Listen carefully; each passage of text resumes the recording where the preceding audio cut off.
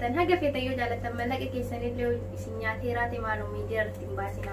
Maaliif tokkoffaa warra qabdanii warra san bira dhaquu danda'a viidiyoo. Muka badda wayyee baala nyaatu talaanaa ergi baala waleessu. Muka qabda wayyee waan na raasu talaanaa ergi waan na jabeessu. Haguuggadheen wayyee laga ciisaa ahaa hidhaan harree wadaroodha. Na dhungadhuun wayyaa ganna dhiisii gurbaa biyya barree madaqoodha. Mamadoo malata. Mamadoo birrii dubartiin nyaatini. Rabbiin sodaadhu. Jaaladheni miti kanani sitti naafu kanani sitti naafu maaliif kana rakkiibta ati maalumaaf lambartu keessa koonaaf barii rakkina garaako jaalalaan na dirqee kanaaf hinaafunko keessa koonaaf barii rakkina garaako jaalalaan na dirqee kanaaf hinaafunko.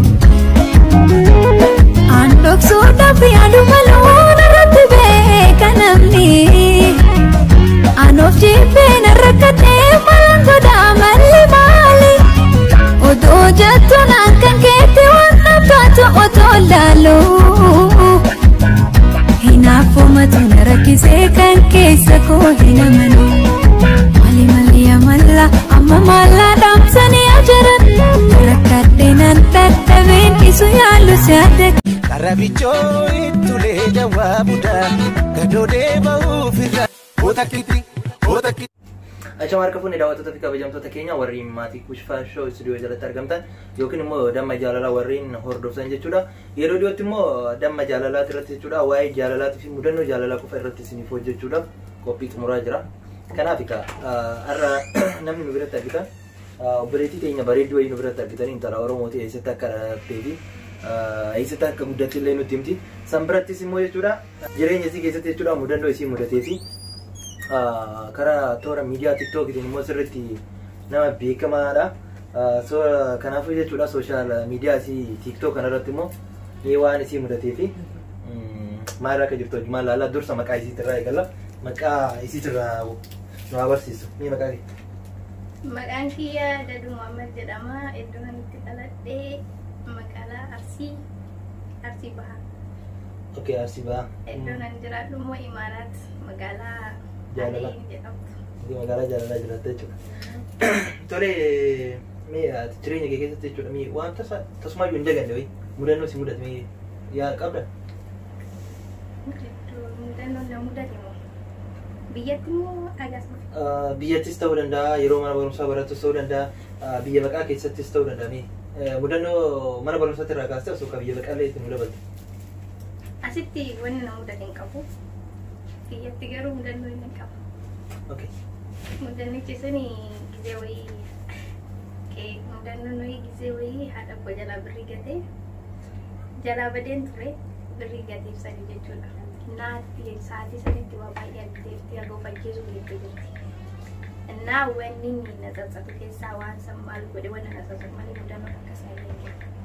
Okay, kanaafuu kun yaada bareedaadha. Barumsa ijoolleedhaaf jechuudha barumsa ta'a. Maaliifuyyuu tokkoffaa jechuudha maatii jalaa waa balleessanii jalaa baduun maatirra immoo akka miidhaa geessisu san birattis immoo lubbuu isaaniitirrallee akka miidhaa geessisu kun barumsa waan ta'eef rakkoo hin qabu. Tole erga gara Imaaraatti dhufte bubbulta jirta moo? Waggaa afur jechuudha. Okay, waggaa afur bubbulta jechuudha. Mana kontiraataa waggaa lama.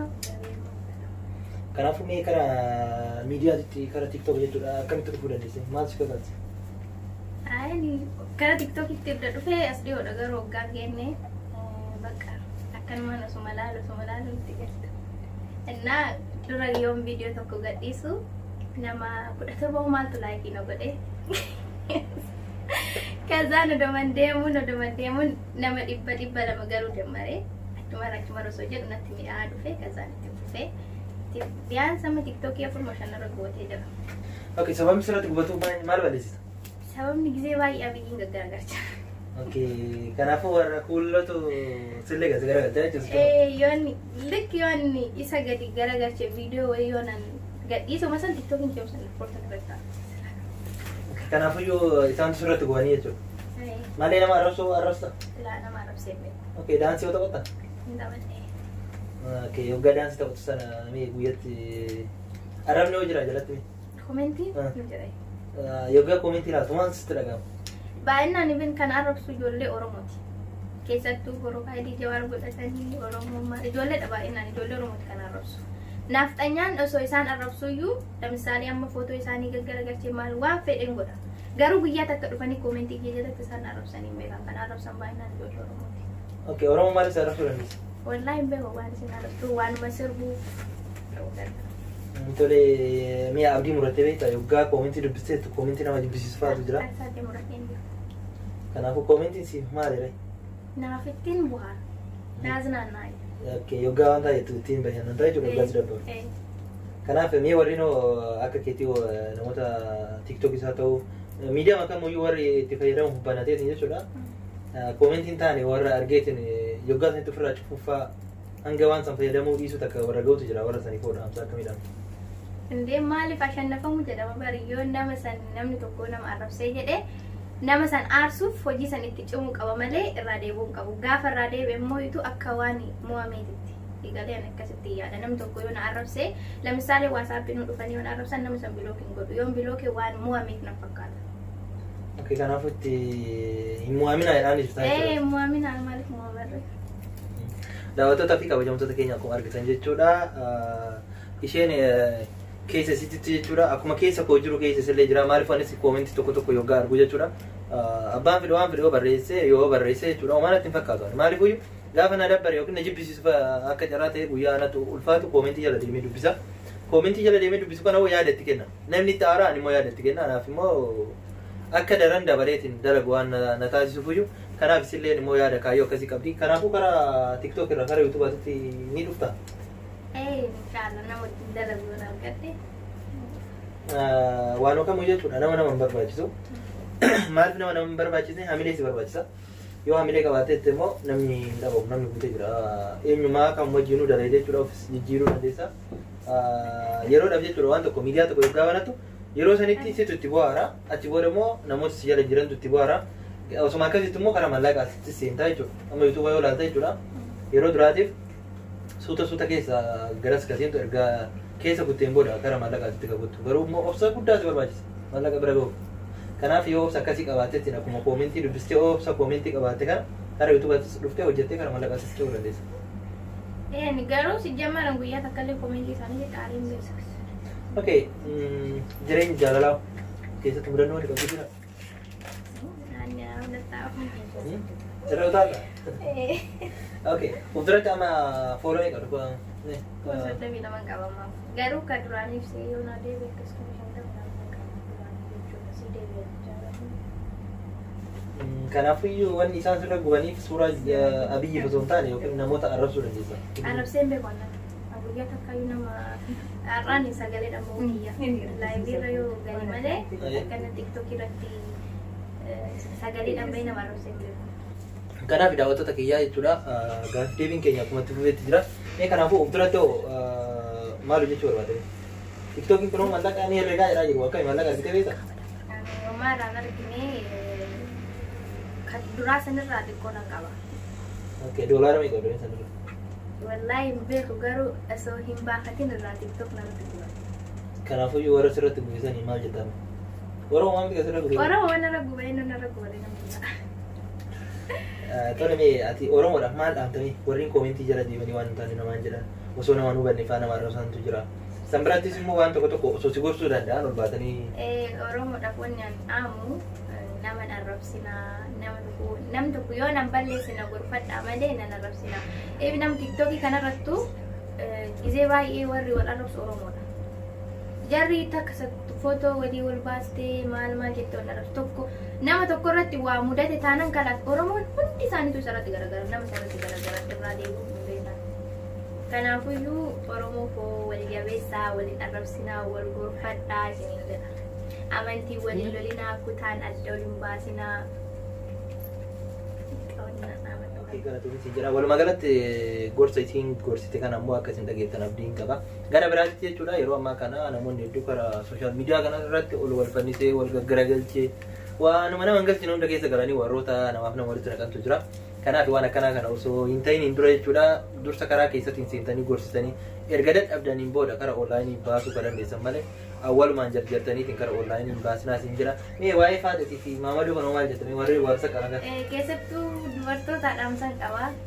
Nama tokko haga feetan yoo jaalattanii jiraattan haga feetan yoo jaalattan mallaqa keessanillee isin nyaatee raate maaloo miidiyaa irratti hin baasina. Maaliif tokkoffaa warra qabdanii warra san bira dhaquu danda'a viidiyoonii.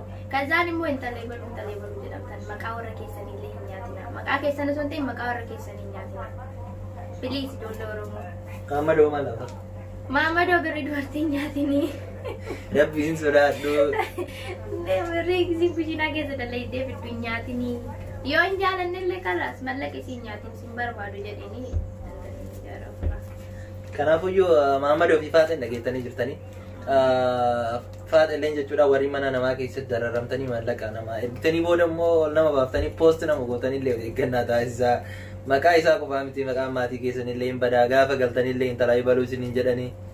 Kanaafuyyuu waan kana hunda taataniitiin maqaan keessan isin baduun duratti dursa immoo of eeggannoo taasisuun immoo isin bira waan ta'eef of eeggannaa taasisaa isiniin jedha. Gara biraatitti immoo maammadoon akkuma isin jette maammadoolleen jechuudha warreen maallaqa dubartootaa nyaatan of eeggannaa taasisaa. Rabbiin sodaadha yoo fuudhuun inni maallaqa isaanii hin nyaatina. Warri nyaatan immoo deebisaa isiniin jenna. Inshallah taane immoo rabbi alaafisuu hedduu galatoomii ulfaadhu mee yeroo dhiyootti maal qabattee dhufte? Bakka inshallah yookiin isuma wajjin deebi'ee isinii dhufuu danda'a. Isa nu jabeessaa like share subscribe godhu bira dhaabadhaa. Oromoo wal jabeessaa kanaafuu nu jabeessaa isiniin jedha. Kanaafuu galatoomii isiniin jedha atis jechuudha tiktookii kee maqaa tiktookii keetiitti madhugaa follow si Oromiyaa Loo jedhama.